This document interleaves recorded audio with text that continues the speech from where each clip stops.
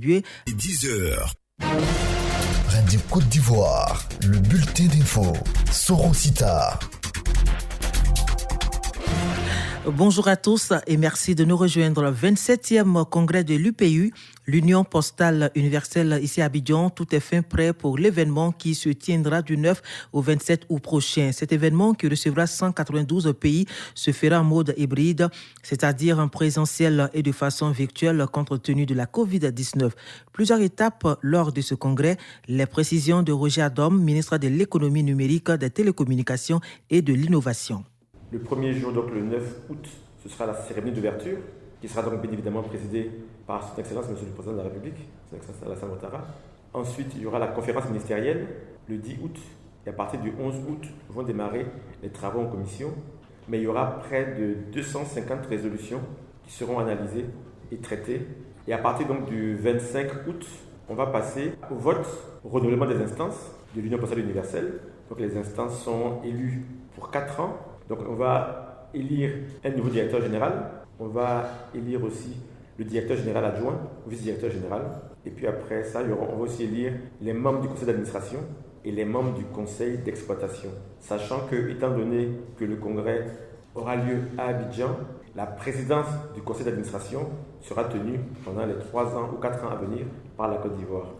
123 établissements sanitaires de premier contact bientôt réhabilités et équipés en Côte d'Ivoire. Réhabilitation qui sera assurée par une entreprise indienne. La signature de convention a eu lieu entre le ministre de la Santé Pierre Demba et Saïlas Tangal, ambassadeur de la République de l'Inde. Financé à hauteur d'environ 11 milliards de francs CFA par la Banque d'investissement et de développement de la CEDEAO, ces travaux vont durer 12 mois. Projet qui, selon le ministre de la Santé, va contribuer à l'amélioration de la qualité des services de santé. Pierre Demba. Cette signature va nous permettre de mettre à la disposition donc, de nos populations 123 sites qui seront complètement réhabilités et équipés, comprenant des hôpitaux généraux, des CHR, mais également comprenant surtout des établissements de premier contact qui vont permettre donc de renforcer notre système de santé. Parce que ce que nous envisageons de faire, c'est que grâce à ce projet, nous allons contribuer à mettre en place le réseau de soins de proximité que nous voulons, pour renforcer non seulement la promotion de la santé à la base, mais renforcer la prévention donc, des maladies et pouvoir donc prendre en charge très tôt dans la proximité donc, une grande partie donc, des populations de notre pays. L'École nationale supérieure de statistiques et d'économie appliquée ENCA célèbre ses 60 ans d'existence. Le lancement officiel des activités du soixantenaire a été marqué par une conférence de presse animée par la ministre du Plan et du Développement, Kaba Niale. La ministre qui invite à l'occasion de ce soixantenaire les jeunes filles à s'intéresser aux matières scientifiques, mais surtout les statistiques de l'économie appliquée. Écoutons Kaba Niale. Les bacs scientifiques ne sont pas nombreux et les jeunes filles ne sont pas nombreuses à l'intérieur des bacs scientifiques. Notre problématique, c'est que les jeunes filles ne s'intéressent pas forcément à l'école, au concours pour pouvoir rentrer à l'école. Et nous avons besoin justement de témoigner et de leur dire qu'elles ont toute leur place à l'école. Parce que j'ai aussi fait moi l'école de statistique, mais de Paris. J'ai fait l'université d'Abidjan. À l'école de statistique également, les jeunes filles qui sont là ne sont pas les dernières. Elles sont brillantes, mais il faudrait que les jeunes filles au plan national acceptent de pouvoir concourir et rentrer dans l'école. À l'instant, la ministre Kaba Niale, ministre du Plan et du Développement. 7 inspecteurs de l'autorité de radioprotection, des sûretés et sécurité nucléaire ont prêté serment au tribunal de première instance du Plateau. Cette prestation de serment leur permet d'avoir le pouvoir de police judiciaire afin de protéger la population contre les effets néfastes des rayonnements ionisants. Écoutons la réaction de quelques-uns.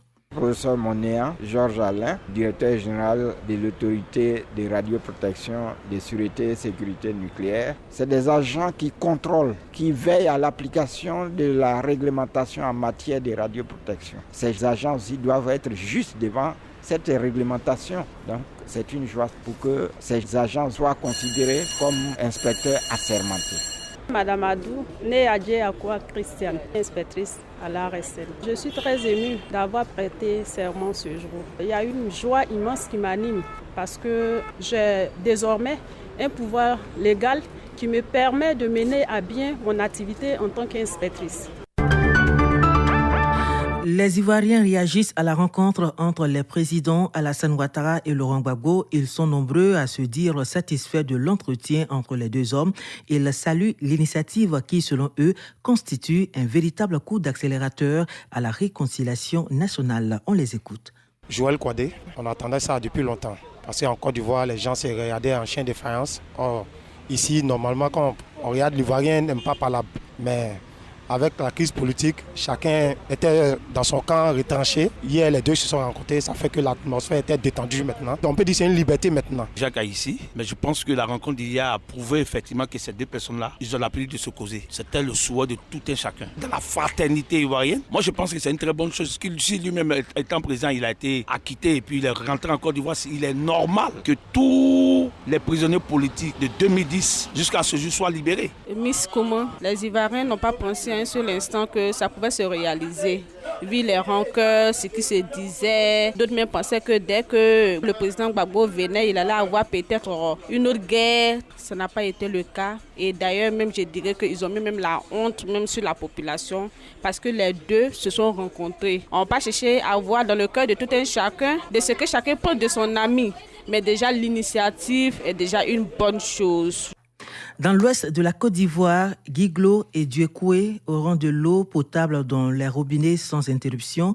Le ministre de l'Hydraulique, Laurent Tchagba, a procédé au lancement des travaux de construction d'unités d'approvisionnement en eau potable et de canalisation pour approvisionner les ménages de cette partie de la Côte d'Ivoire. Coût des travaux, plus de 3 milliards de francs CFA. Gervais Kwasi. La production usine d'eau à Dieukwé est de 1800 mètres cubes par jour, alors que le besoin de la population est estimé à 5100 mètres cubes par jour, soit un déficit de 3300 mètres cubes par jour. La réalisation d'unités de production du liquide précieux, source de vie, va permettre à la capitale régionale du Guémont de bénéficier d'une production usine de 5800 mètres cubes par jour, au-delà du besoin que je vous rappelle est de 5100 mètres cubes par jour, soit un excédent de 700 mètres cubes d'eau par jour. Si à Dieukwé, le besoin des populations en eau sera entièrement satisfait, ce n'est pas le cas à Guiglo. Cependant, la proportion des populations en manque sera amenuisée dans la capitale régionale du Cavali. La production usine en eau est de 900 mètres cubes par jour, alors que le besoin s'élève à 3800 mètres cubes par jour, soit un déficit de 2900 mètres cubes. Au terme des travaux, le déficit ne sera que de 900 mètres cubes par jour, puisque la production usine passera à 2900 mètres cubes par jour. Le ministre de l'Hydraulique se veut rassurant sur l'engagement du gouvernement à pourvoir nos ménages en eau potable, aussi bien en zone urbaine que rurale. Laurent Tchagba. Notre présence témoigne de l'engagement du gouvernement à améliorer les conditions de vie des populations vivantes en Côte d'Ivoire, notamment leur approvisionnement en eau potable, source de vie. Les travaux sont financés par la Société Générale France et réalisés par les entreprises Suez et Franzetti Côte d'Ivoire. Gervais Kwasi, Dieukwé, Radio Côte d'Ivoire. Dans l'actualité internationale au Niger, nouvelle attaque meurtrière dans la région de Tillabéri à la frontière malienne. Cette nouvelle attaque est attribuée à de présumés djihadistes. Près de 20 villageois ont été tués par des hommes armés non identifiés.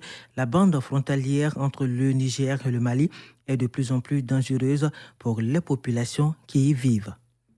C'était le bulletin d'info présenté par Sorosita.